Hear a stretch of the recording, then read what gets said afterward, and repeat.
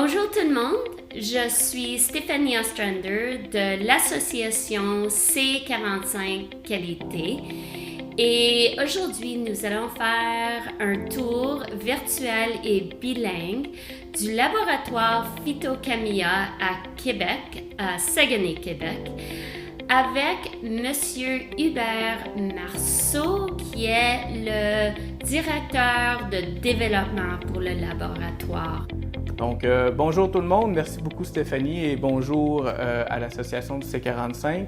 Donc, aujourd'hui, on m'a donné la tâche de vous présenter un peu l'intérieur d'un laboratoire, comment on fonctionne, surtout en relation avec nos systèmes de gestion de la qualité et comment est-ce qu'on offre nos services pour l'industrie.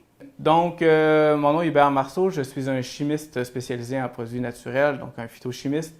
En 2013, moi ainsi que deux collègues de classe avons décidé de fonder un laboratoire qui serait spécialisé dans l'analyse des plantes.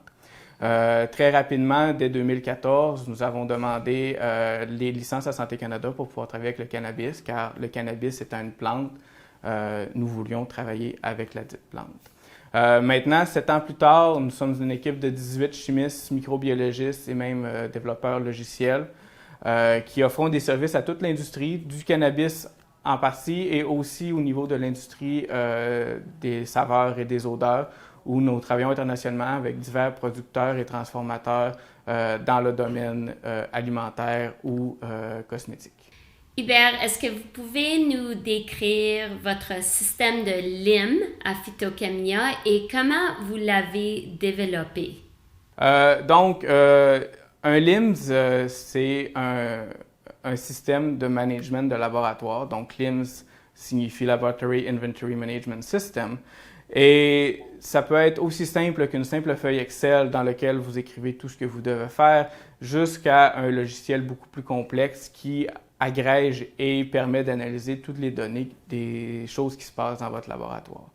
Donc, nous, au début, d'ailleurs, on a commencé par une feuille Excel, mais au fur et à mesure que le laboratoire grossissait, ce n'était plus possible de tout gérer ce qui se passait à partir d'une seule feuille. Donc, on a commencé à développer à l'interne un système nous permettant de gérer toutes les données qui étaient générées, ne serait-ce que par la réception d'échantillons et l'analyse.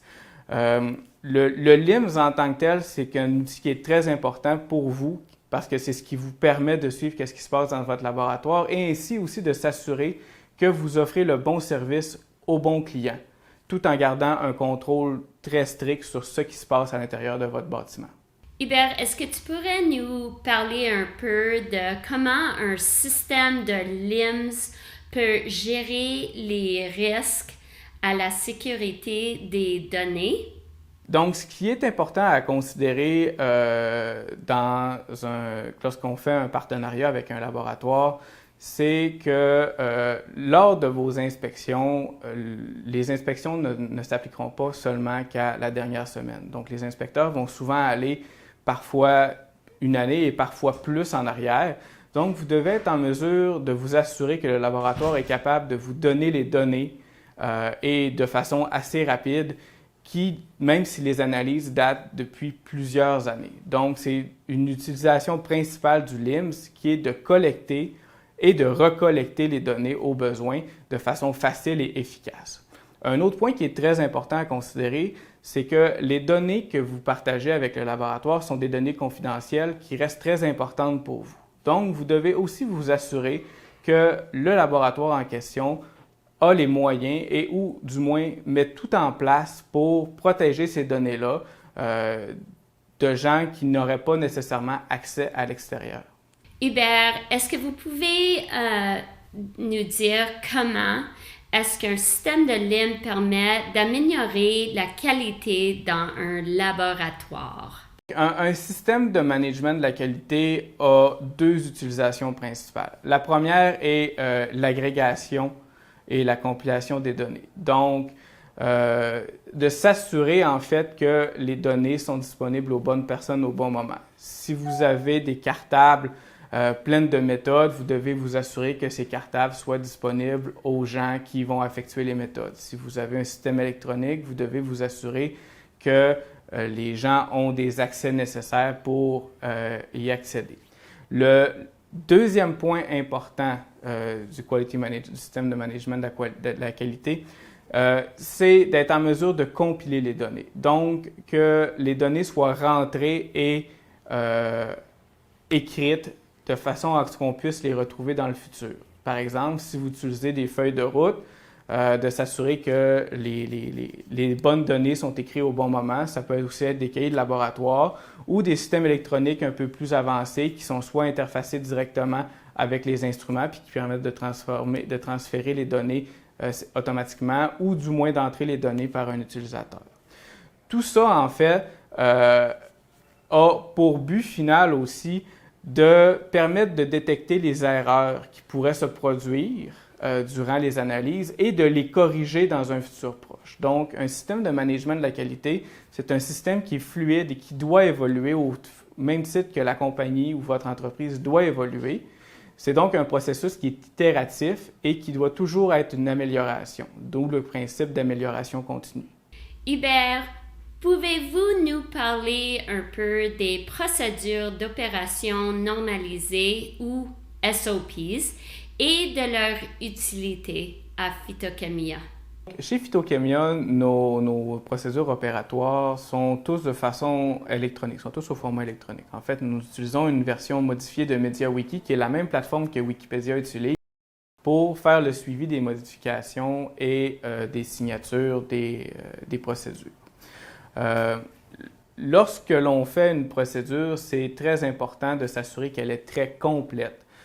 Parce que la procédure, par la suite, va être utilisée pour faire la formation de vos futurs employés et aussi pour pallier aux problèmes qui peuvent arriver en cas de départ ou d'accident d'un employé. Donc, en tant que client, vous ne voulez pas que votre laboratoire vous dise « je ne suis pas en mesure de vous offrir le service présentement parce que l'employé qui opérait la méthode a eu un accident, est malade ou est parti de façon inopportune. Donc, c'est très important que vos SOP, que vos procédures opératoires soient très complètes et soient aussi en mesure de couvrir certaines questions que pourraient avoir les futurs employés, comme pourquoi est-ce qu'on fait les choses d'une certaine façon. L'autre point qui est important à considérer, comme j'ai déjà indiqué, c'est que votre système de qualité est quelque chose qui est évolutif et qui est itératif.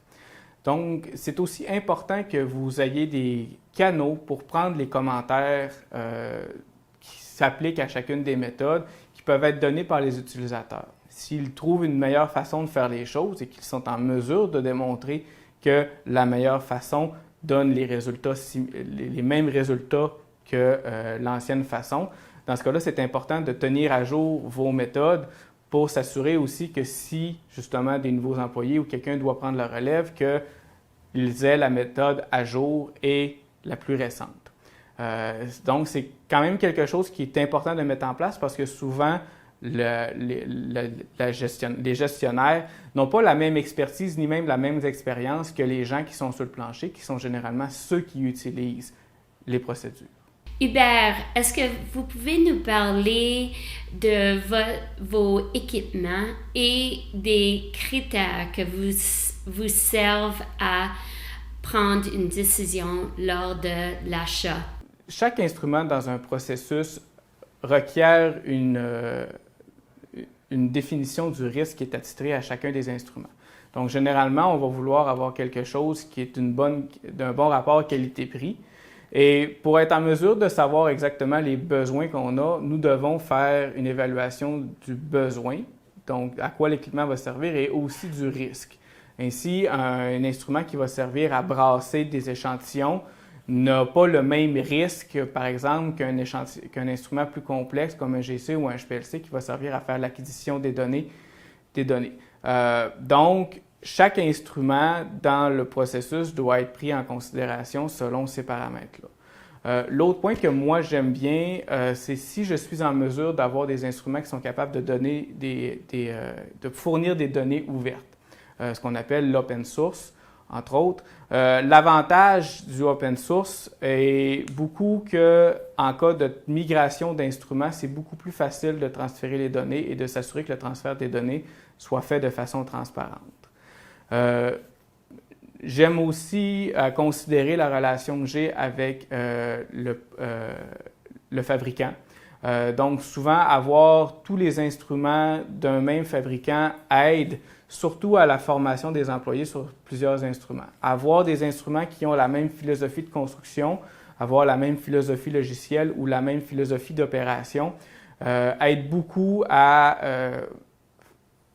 former les employés sur divers instruments parce que souvent, il y a des principes qui reviennent. L'autre avantage aussi, c'est lorsqu'on a des équipements en double, c'est qu'on peut s'assurer que les pièces fonctionnent en cas de bris. Donc, on peut faire, on a moins besoin de tenir un inventaire important de pièces de rechange. Un autre point qui est très important à considérer lors de la sélection des instruments, en fait, c'est que c'est l'utilisateur final qui a souvent le dernier mot. On veut aussi avoir des instruments qui sont faciles à travailler et que les utilisateurs aiment travailler avec. Une des bonnes raisons pour ça, c'est qu'on veut que l'utilisateur prenne quand même soin de l'instrument parce que ça va être son outil de travail principal et qu'on s'assure qu'il utilise l'instrument comme il se doit et qu'il n'essaie pas d'aller vite parce qu'il n'aime pas travailler avec. On connaît que certains producteurs considèrent faire l'acquisition de leur propre équipement pour faire les AC à l'interne. Qu'est-ce qu'ils devraient penser comme critère ou pour faire cette sorte de décision? En tant que tel, c'est une très bonne idée. Par contre, ce qu'il faut être conscient, c'est qu'un laboratoire en soi, c'est un peu comme avoir une sous-compagnie à l'intérieur d'une entreprise. Les laboratoires ont leurs propres requis en termes de ressources humaines, en termes d'équipement et en termes de budget. Donc, selon les besoins de l'entreprise, d'avoir de l'équipement qui est sous-utilisé ou qui dort n'est peut-être pas une bonne utilisation de l'immobilisation.